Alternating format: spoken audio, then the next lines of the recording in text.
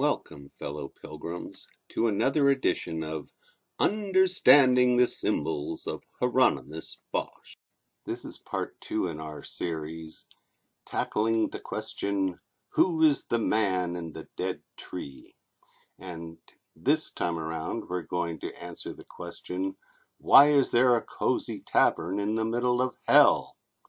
And in the third part, we'll be answering the question, is this a self-portrait of Hieronymus Bosch? We'll be using a few guidelines, which I'll be explaining as we go along. So in part 1, I gave you the name of the man in the dead tree, and his name was Zacchaeus. And Zacchaeus is a heretical icon because his story tells you that there is salvation outside of the church. And remember that the church at this time was running its own torture chambers, was routinely handing its enemies over to be burned alive in the public squares by the state, and that this dishonorable behavior can be seen in the art of Hieronymus Bosch.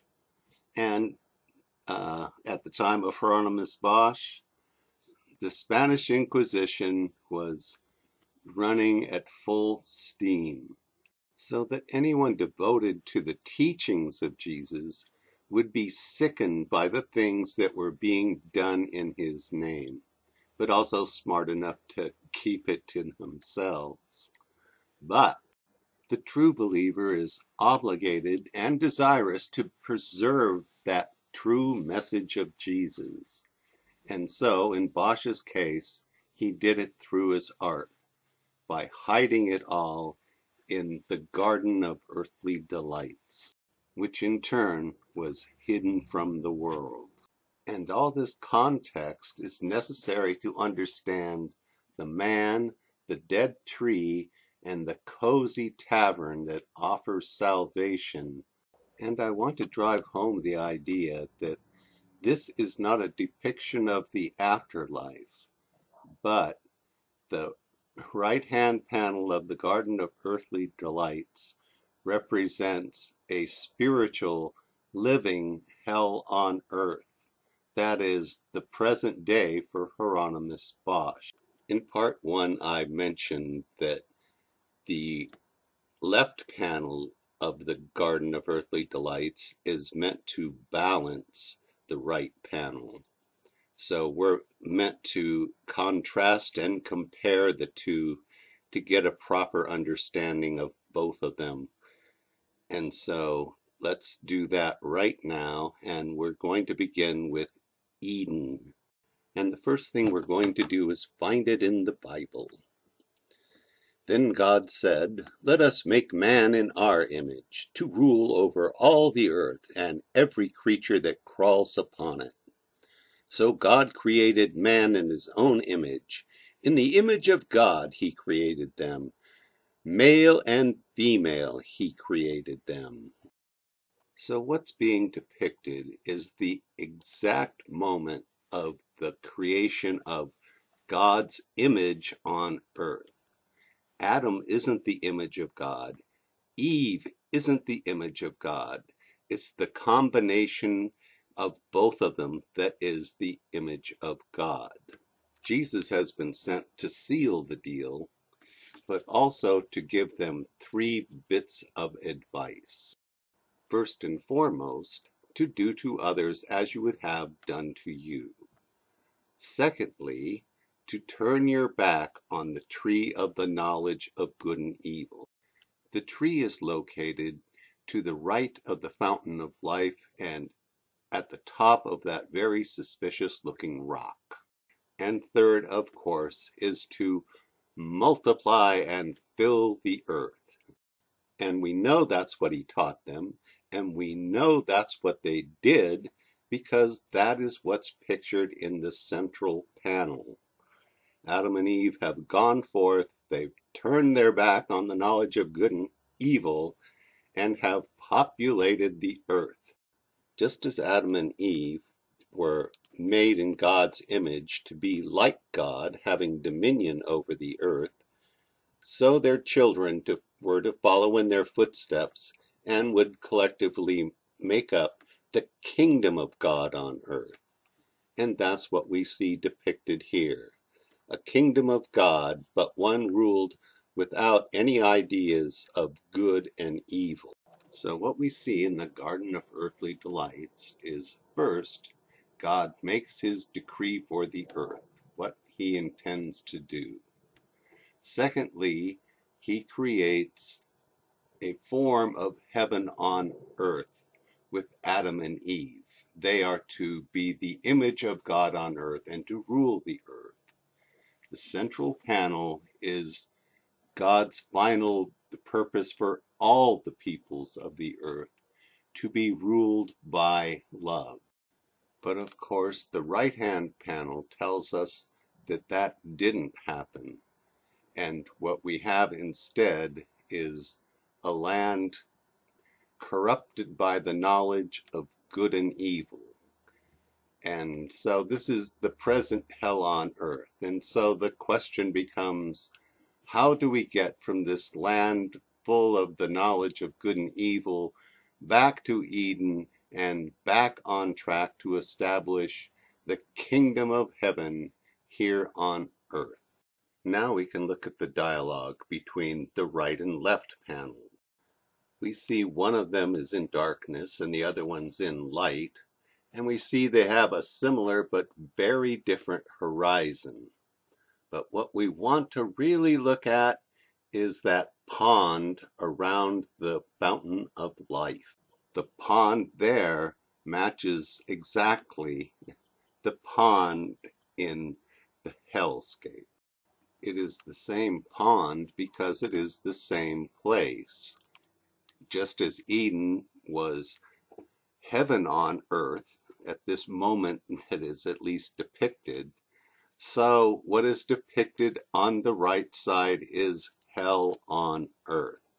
If we take a close look at that pond, what's happening now is that the pond has frozen over, and we can see the little demons are patrolling the shoreline, but the people are being forced to go on to that now frozen pond, but they're crashing through the water and they're sinking into that frozen pond. But look what also is happening. In the boats that make up the feet of the dead tree, we see men who are sort of, they're cloaked. They're working in the shadows, but what are they doing? They're pulling people out of that frozen water. And you can see inside the boat on the left, the man's got a little fire set up. So when he pulls someone out of that frozen pond, they can go in and warm themselves and they'll be saved. And it's the same with the other boat. There's a little fire at the top, and in that fire you can see a man climbing up to warm himself and save himself. He's another naked person that's been pulled out of the frozen pond. So what does it all mean? Well, we can figure that out by using our guidelines. We want to look at, especially, it's always about Jesus. Find it in the Bible, and it's exactly what it looks like. And so the first question is, what does it look like? So we have men in boats pulling other men out of water. That is, they are fishing for men. And because it's always about Jesus, Jesus said his followers would become fishers of men.